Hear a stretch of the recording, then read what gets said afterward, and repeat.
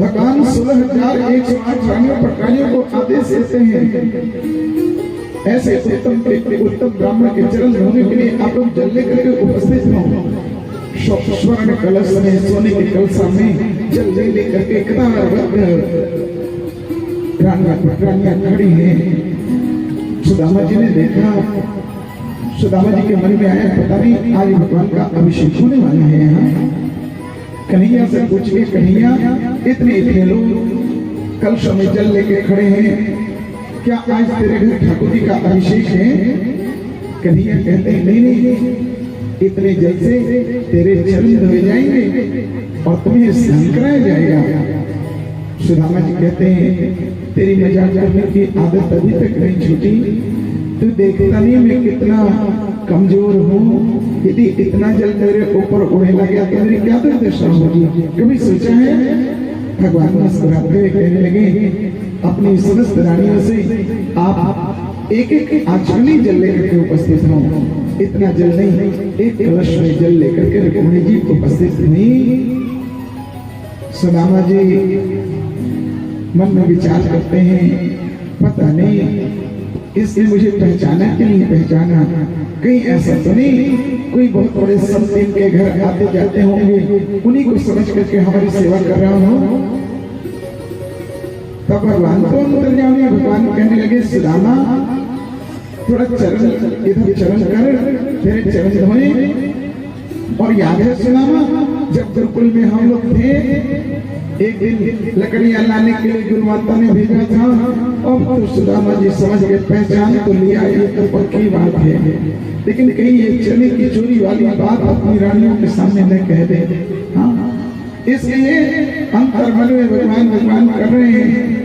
सुदामा जी ने कहा, अब छोड़ उन बातों में, बचपन की बातों में अब क्या रखा, छोड़ इन बातों में कुछ नहीं रखा। भगवान सुदामा जी के तलवे में हाथ लगाते हैं, असंख्य कांटे कंकड़ गड़े हुए हैं। सुदामा जी, भगवान सुदामा जी के चरण में देखते इतने कंकड़ कांटे गड़े हुए हैं। भगवान मन में विचार करते हैं, गंगा जल तो मेरे चरण का धोया हुआ जल है, ऐसे उत्तम ब्राह्मण के चरण में अपने चरण के धोए हुए जल से धोऊं? नहीं, आज गोविंद सुदामा के चरणों में गड़े हुए कांटों को निकालते हुए रो पड़े।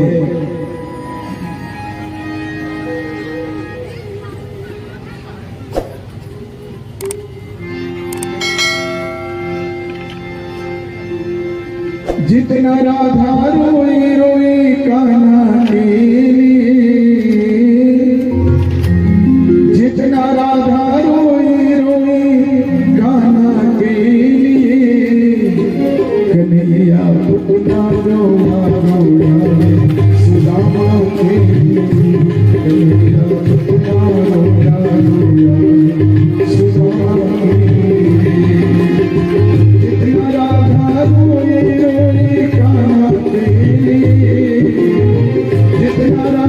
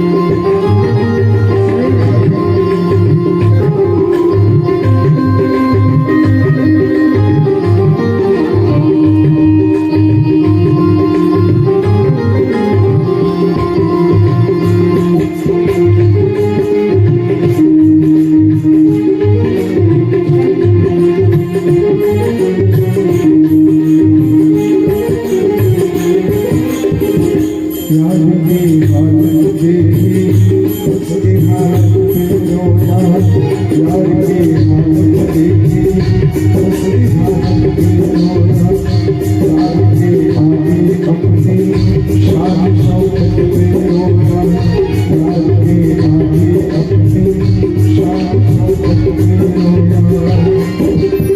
ऐसे तड़पाने से समा करवाना तेरे लिए, ऐसे तड़पाने से समा करवाना तेरे लिए, रोना रोना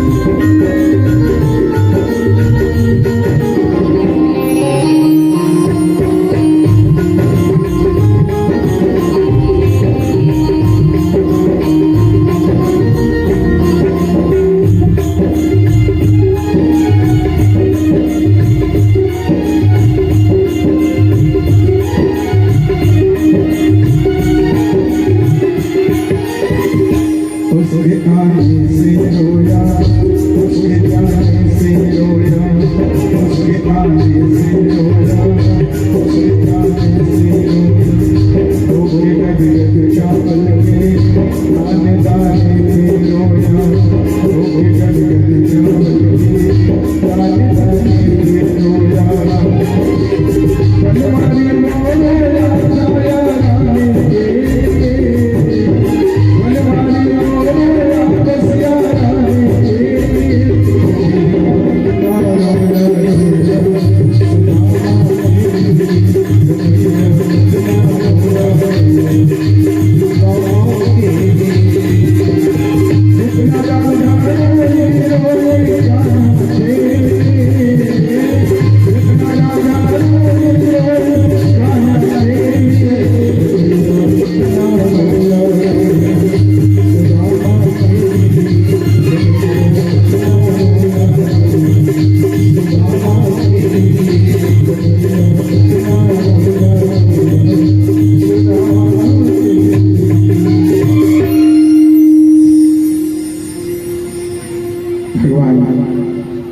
इतना रोए कि सुदामा का पाँव धुल गया।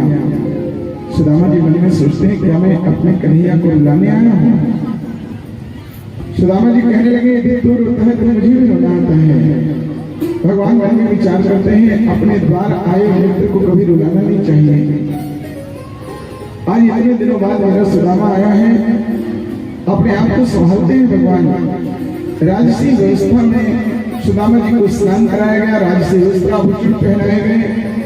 भगवान 56 भोग 36 व्यंजन अपने हाथों सुदामा को खिला रहे हैं। सुदामा जी बड़े प्रेम से भोजन करते हैं। तत्पश्चात भगवान उनकी चरण सेवा करते हैं। चरण सेवा करते हुए दोनों मित्र आज बचपन के बाद पहली बार भेंट हुई है, तो भगवान पूछ बैठे सुदामा तेरा विवाह हुआ कि नहीं। सुदामा जी ने देखा इतनी इतनी स्त्रियों के बीच में यही पूछना था इसको। विवाह शादी की बात एकांत में पूछता, तो एक बार तो नजरअंदाज कर गए, लेकिन फिर भगवान बार बार पूछते हैं बताना सुदामा तेरा विवाह हुआ कि नहीं। सुदामा जी जानते हैं है तो कन्हैया बड़ा जिद्दी, ये तो पूछता रहेगा बताना तो पड़ेगा, लेकिन लज्जा भी बहुत आ रही थी। सुदामा जी आंख बंद करते हैं, सीख सुदामा जी आंख मीच करके कहते हैं हाँ हाँ मेरा विवाह हो गया, मेरी पत्नी का नाम सुशीला है, मुझे 10 बच्चे हैं। अब भगवान मुस्कुराते हुए कहने लगे अरे तू बड़ा स्वास्थ्य निकला है, तेरा विवाह भी हो गया, 10 बच्चों का तो पिता भी हो गया, और कभी मेरी याद नहीं आई तुम्हें। सुदामा जी कहते हैं मैंने तुम्हें भूला ही कब, यही तो बस तेरी यादों के सहारे जिंदा हूं, तुम्हें कभी भूला ही नहीं। अच्छा छोड़ इन बातों में कुछ नहीं रखा, अब ये तू बता तेरा विवाह हुआ कि नहीं। भगवान ने कहा हाँ ये सब अपनी ही तो है। 16,108 रानियों पटरानियों को दिखा के भगवान कहते ये सब अपनी है। सुदामा जी को तो विश्वास ही नहीं हुआ। सुदामा जी ने कहा फिर से कहना क्या कहा। अरे हाँ ये सब अपनी है। तब सुदामा जी ने पूछा कितनी है, तो भगवान ने कहा 16,108 है। सुदामा जी ने कहा तब तो तू बड़ा दुखी है। हाँ तो भगवान बोलते हाँ मैं दुखी क्यों होने लगा। सुदामा जी कहते कि देख कन्हैया मैं एक पत्नी का ठीक ठीक प्रतिपालन नहीं कर सकता, तेरे पास इतनी है, इतनों के मांग पूरा करने पड़ते होंगे तुमको, नित्य दिन तू बहुत परेशान रहता होगा। हाँ भगवान कहते नहीं तेरे चरणों के आशीर्वाद से इतना वैभव भी तुम्हें, किसी बात का कोई कष्ट नहीं, हम बड़े सुख में हैं। अच्छा तो सुदामा एक बात बता, मेरी भाभी ने मेरे लिए कुछ न कुछ अवश्य भेजा होगा। मेरी भाभी ने मेरे लिए क्या भेजा है। सुदामा जी मन में सोचते हैं इतना सुंदर सुंदर व्यंजन पाने वाला, ऐसा मखमली सेज पर रहने वाला, और मैं लेके क्या आया हूँ टूटा फूटा चावल। नहीं ये मैं देने वाला नहीं हूँ। यदि मैंने दे दिया तो भाव में ये खा तो लेगा, लेकिन इसकी तबीयत भी बिगड़ जाएगी, और यदि इसकी तबीयत बिगड़ी तो इसमें इसकी भी हंसी होगी और मेरी भी हंसी होगी। इनके लोग क्या कहेंगे, हमारे द्वारकाधीश का कैसा मित्र आया, क्या खिला दिया। नहीं नहीं, कुछ भी हो, मैं ये चावल की पोटली इसे सौंपने वाला नहीं। भगवान समझ गए ये मुझे चावल की पोटली ऐसे देने वाला नहीं, तो भगवान सुदामा जी के कान में कहते हैं, तेरी चोरी करने की आदत अब तक नहीं छूटी। और ऐसा कहते हुए चावल की पोटली छीन लेते हैं। अब तो भगवान चावल की पोटली लिए खोलते हैं, आंसुओं से भीगे उन चावल को, टूटे फूटे चावल को देख करके भगवान समझ गए हमारे मित्र के पास कितनी गरीबी है। भगवान सोचते हैं आज अपने सुदामा को हम क्या दे दें, आज हम इसे तीनों लोगों का ऐश्वर्य प्रदान कर दें। भगवान एक मुट्ठी चावल खाते हैं प्रेम से, एक लोक का ऐश्वर्य अपने सुदामा को दे दिया। दूसरी मुट्ठी चावल खाते हैं भगवान, 2 लोक का ऐश्वर्य दे दिया। तीसरी मुट्ठी जैसे उठाते हैं वैसे ही रुक्मिणी जी ने हाथ पकड़ दिया। अब भगवान रुक्मिणी जी को देखते हैं और रुक्मिणी जी भगवान को देखती हैं। आंखों ही आंखों में बात होने लगी, नजर ने नजर से मुलाकात कर ली, रहे दोनों खामोश और बात कर ली। दोनों आपस में बात करने लगे, मानो रुक्मिणी जी कह रही हैं, हे प्रभु क्या विचार है स्वयं सुदामा बनने का, और इनको त्रिलोकीनाथ बनाएंगे, द्वारकाधीश बनाएंगे। मानो भगवान कह रहे हैं, देवी आज युगों बाद तो मुझे कुछ खाने को मिला है, आप नहीं जानती इस दिव्य प्रसाद में कितना स्वाद है। मानो रुक्मिणी जी कहती है, प्रभु यदि इस प्रसाद में इतना ही स्वाद है तो कोई अच्छी वस्तु मिल बांट के खाना चाहिए ना, आप इसका रसास्वादन हमें भी कराएं। भगवान रुक्मिणी जी के हाथ में वो चावल की पोटली सौंप देते हैं, ले जाइए आप सभी लोग इस चावल के एक एक कणके को ग्रहण करें। भगवान सुदामा जी की सेवा में लग जाते हैं। सुदामा जी की चकाचक सेवा चल रही है। सुदामा जी मनी मन सोचते हैं, ये सेवा तो खूब करता है लेकिन कभी देने लेने की चर्चा नहीं करता है। हाँ, सुशीला तो कहती थी आप जाएंगे तो जो 4-10 मोहरे ऐसे ही पकड़ा देगा, अरे ये क्या देगा, इसकी इतनी बड़ी गृहस्थी है, कोई बात नहीं अपना कन्हैया सुखी रहे। लेकिन यहाँ रहने से भी तो काम नहीं चलेगा ना। हाँ, वहाँ हमारी सुशीला हमारे बच्चे अकेले होंगे, वहाँ रहने से भी काम नहीं चलेगा। हाँ, अब चलना चाहिए। सुदामा जी खड़े होकर चलने के लिए, सुदामा जी खड़े हुए चलने के लिए भगवान हाथ पकड़ के बिठा लेते हैं। कहते सुदामा इतने दिन बाद तो आया, कहाँ जाने की जल्दीबाजी। सुदामा जी ने कहा, देख तेरी भाभी वहां अकेली होगी, बच्चे किस साल में होंगे पता नहीं। भगवान कहते इतने दिनों के बाद आए तो 4 दिन और ठहर जा। सुदामा जी मन में विचार करते, चलो कहता है तो ठहर ही जाते 2-3 दिन। 2-3 दिन फिर ठहर गए। सेवा तो खूब चल रही है, बढ़िया बढ़िया चीज खाने को मिलता है, लेकिन देने लेने की कोई चर्चा कभी नहीं होती। तब सुदामा जी समझ गए कि कुछ देने लेने वाला नहीं, अब यहाँ रहने से भी काम नहीं चलेगा, चलो चलते हैं अपने।